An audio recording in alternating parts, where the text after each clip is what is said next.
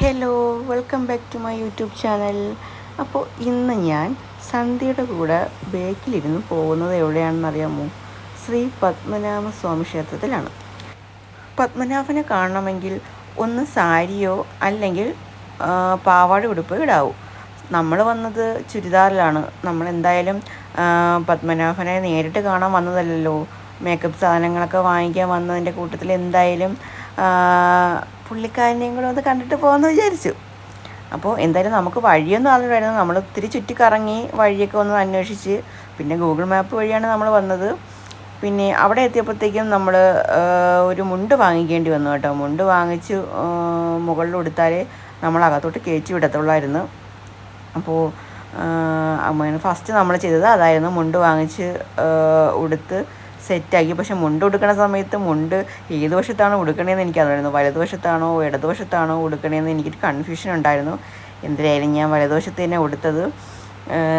ആകെ ഒരു ചമ്മലൊക്കെ എനിക്കുണ്ടായിരുന്നു. എൻ്റെ ഫസ്റ്റ് ടൈമാണ് ഇങ്ങനെയൊക്കെ ഉരിഞ്ഞു പോകുമെന്നൊക്കെ എനിക്കൊരു പേടിയുണ്ടായിരുന്നു. പിന്നെ ഉരിഞ്ഞാലും പേടിക്കണ്ടല്ലോ, ടോപ്പ് ഇട്ടിട്ടുണ്ടല്ലോ, അതുകൊണ്ട് കുഴപ്പമില്ല. അപ്പോൾ ഞാൻ എന്തായാലും ഒരുങ്ങി സെറ്റായി. എന്നിട്ടും സന്ധ്യയുടെ ഒരുക്കം ഇതുവരെ തീർന്നില്ല. അവൾ ഉടുക്കും ഊരും. പിന്നെ എന്തിനായാലും അവസാനം സെറ്റൊക്കെ ആക്കി നമ്മൾ വന്ന്. ഇതാണ് നമ്മൾ മുണ്ടുടുത്തൊരു വേഷം. അതിനുശേഷം നമ്മൾ ക്യൂ എന്ന് പറയുമ്പോൾ ഒരു 2 മണിക്കൂറൊക്കെ ക്യൂ നിന്നിട്ടാണ് നമ്മൾ പത്മനാഭനെ കണ്ടത് കേട്ടോ. കാരണം നമ്മൾ ക്യൂ നിന്ന സമയത്ത് നട അടച്ചായിരുന്നു. പിന്നെ ഒരു 1.5 മണിക്കൂർ കഴിഞ്ഞ് തുറക്കോളെന്ന് പറഞ്ഞിരുന്നു. അങ്ങനെ മൊത്തം 2 മണിക്കൂർ നമ്മൾ ക്യൂവിലൊക്കെ നിന്ന് എന്തായാലും നമ്മൾ നല്ല രീതിയിൽ കണ്ട്. തിരക്കൊക്കെ കുറവായിരുന്നു. പക്ഷേ നമ്മൾ ക്യൂ നിന്ന് കഴിഞ്ഞതിന് ശേഷം പിന്നെ കുറച്ച് തിരക്കൊക്കെ ഉണ്ടായിരുന്നു കേട്ടോ. എന്തായാലും നല്ല രീതിയിൽ കണ്ണിറയെ കണ്ട് നമ്മൾ അനുഗ്രഹം വാങ്ങിച്ചു. പിന്നെ അതിനുശേഷം നമ്മൾ അവിടെ നിന്ന് കറങ്ങി എന്ന് വെച്ചാൽ നമ്മൾ കുറച്ച് സാധനമൊക്കെ വാങ്ങിക്കാനായിട്ട് നോക്കി. ഫസ്റ്റ് നമ്മൾ കണ്ടത് കുപ്പിവളകളായിരുന്നു.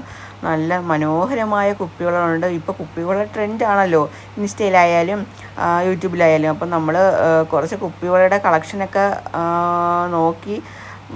പക്ഷേ റേറ്റ് അത് കൂടുതലായിരുന്നു. അതുകൊണ്ട് നമ്മൾ നാട്ടിൽ നിന്ന് വാങ്ങിക്കുന്നതാണ് നല്ലതെന്ന് വിചാരിച്ച് നമ്മളങ്ങനെ വിലയൊക്കെ ചോദിച്ചത് മാത്രമേ ഉള്ളൂ. പിന്നെ നമ്മൾ അവിടെ അധിക നേരം നിന്നില്ല. പിന്നെ നമുക്ക് അവിടെ ഒരു സ്പോട്ട് ഉണ്ടെന്ന് പറഞ്ഞു. എന്താണെന്ന് വെച്ചാൽ ബോളിയും പായസവും കിട്ടുന്ന ഒരു സ്പോട്ട് ഉണ്ടെന്ന് പറഞ്ഞു. അങ്ങനെ നമ്മൾ അവിടെ അന്വേഷിച്ചപ്പോഴത്തേക്ക് തൊട്ടടുത്ത് തന്നെ ഒരു കടയുണ്ടായിരുന്നു. അവിടെ നമ്മൾ ബോളിയും പായസവും കൂടെ കഴിക്കാനായിട്ട് തീരുമാനിച്ചു. അപ്പോൾ നമുക്ക് അവിടെ ആ ഷോപ്പിൽ ഇരുന്ന് കഴിക്കാനൊന്നും പറ്റത്തില്ല, നിന്ന് കഴിക്കാനേ പറ്റത്തുള്ളൂ. 2 ബോളിയും ഒരു ബൗള് പായസം, അത് 1/2 കിലോയുടെ ആണെന്ന് തോന്നുന്നു. അത് 120 രൂപയായിരുന്നു. പിന്നെ ബോളിക്ക് 40 രൂപയും. അങ്ങനെ നമുക്ക് ബോളിയും പായസവും കൂടെ കഴിച്ചു. പായസം എന്ന് പറയുന്നത് അടപ്പായസമായിരുന്നു. അടയല്ല, പാലട പായസം വരുന്നു. പക്ഷെ നല്ല ടേസ്റ്റ് ആയിരുന്നു കേട്ടോ. പാലൊക്കെ നല്ലതുപോലെ അവർ ഇതിൽ ആഡ് ചെയ്തിട്ടുണ്ടായിരുന്നു. പക്ഷേ നല്ല ടേസ്റ്റ് ആയിരുന്നു. നമ്മൾ ബ്രേക്ക്ഫാസ്റ്റിന് വരെ സത്യം പറഞ്ഞാൽ കഴിച്ചത് പായസവും ബോളിയായിരുന്നു. എന്തായാലും നല്ല ടേസ്റ്റ് ആയിരുന്നു. അപ്പം നിങ്ങളും ഇങ്ങനെ പത്മനാഭ സ്വാമി ക്ഷേത്രത്തിൽ വരുമ്പോഴത്തേക്ക് ഇവിടെ നിന്ന് വന്ന് പായസവും ബോളിയും കഴിക്കാൻ മറക്കരുത് കേട്ടോ. നമുക്ക് സ്ഥിരം കിട്ടുന്ന സാധനങ്ങളല്ലല്ലോ. ഈ ബോളി കഴിച്ചപ്പോഴാണ് ഞാൻ മുമ്പ് ബോളി ഉണ്ടാക്കിയത് എനിക്കൊരു ഓർമ്മ വന്നത്. അപ്പോൾ അതൊക്കെ കഴിഞ്ഞ് നമ്മൾ പിന്നെ നേരെ തിരിച്ച് നമ്മൾ വന്നപ്പോൾ നല്ല മഴയായിരുന്നു. മഴയെന്ന് പറഞ്ഞാൽ നല്ല മഴയായിരുന്നു. പക്ഷേ നമ്മൾ രണ്ടുപേരും റെയിൻകോട്ട് എടുത്തില്ല. അതുകൊണ്ട് മഴ ആയതുകൊണ്ട് നമ്മൾ ലുലു മാളിലൊന്നും കയറാൻ പറ്റില്ല. ലുലു മാളിൽ കുറച്ചിങ്ങനെ വീഡിയോ ഒക്കെ എടുത്തതേ ഉള്ളൂ. അല്ലെങ്കിൽ മഴയില്ലായിരുന്നെങ്കിൽ നമ്മൾ എന്തായാലും ലുലു മാളിലൊക്കെ കയറിയിട്ടേ വരുള്ളായിരുന്നു. അങ്ങനെ നമ്മളെ യാത്ര അവസാനിച്ചു. ഇനി ഒരു നെക്സ്റ്റ് വീഡിയോയുമായിട്ട് ഞാൻ വീണ്ടും വരാം. Thank you for watching.